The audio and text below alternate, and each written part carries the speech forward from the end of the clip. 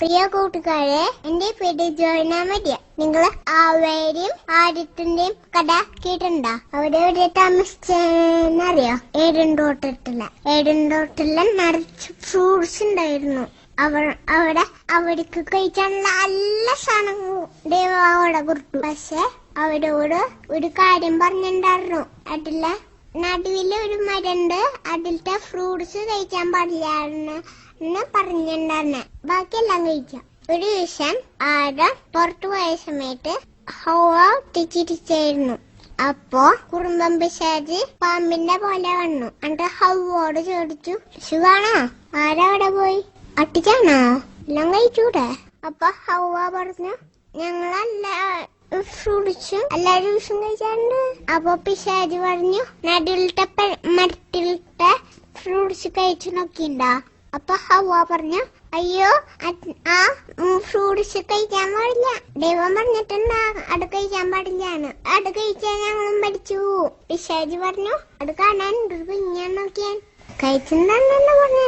തൊട്ട് നോക്കിയൂടെ? ഹവ്വ തൊട്ട് നോക്കി.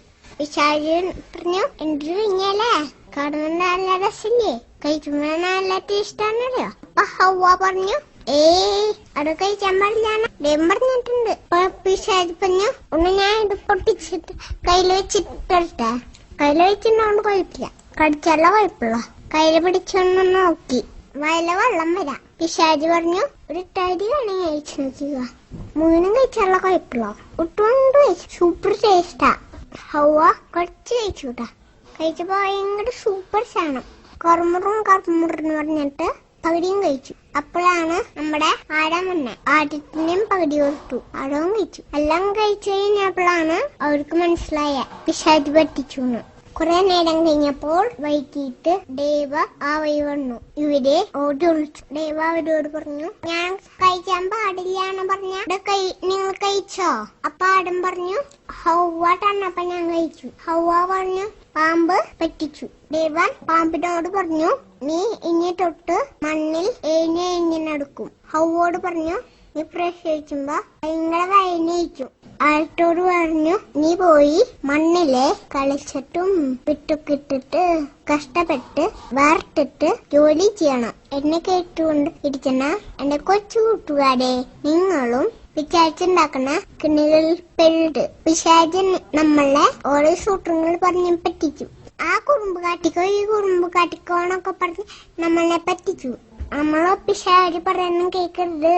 പിശാച് പറയാൻ കേട്ടാ ദൈവത്തിന് വിഷമാവും. നമ്മള് കുറുമ്പ് കാട്ടുമ്പോ ദൈവം കരിയും. പിശാചിന് ഓരോ സൂത്രങ്ങളുണ്ട്. ആദ്യം അവൻ നമ്മളോട് ഹവ്വോട് പറഞ്ഞ പോലെ കുഞ്ഞാ കുറുമ്പ് കാട്ടിക്കോ ഒക്കെ പറയും. വലിയ കുറുമ്പ് കാട്ടിയാലെ കുഴപ്പമില്ല. നമ്മള് കുഞ്ഞു കുറുമ്പ് പോലും കാണിക്കാൻ പാടില്ല. കുഞ്ഞു കുറുമ്പുകള് കാട്ടിയോടാണ് വലിയ കുറുമ്പ് കാട്ടാൻ തുടങ്ങിയത്. നമുക്ക് പാട്ടിക്കാം, ഈശോയെ കുഞ്ഞു കുറുമ്പ് പോലും കാട്ടാതെ എന്റെ ഒപ്പം എന്നെ സ്നേഹിച്ച് ജീവിക്കാൻ ഞങ്ങളെ അനുഗ്രഹിച്ചേ.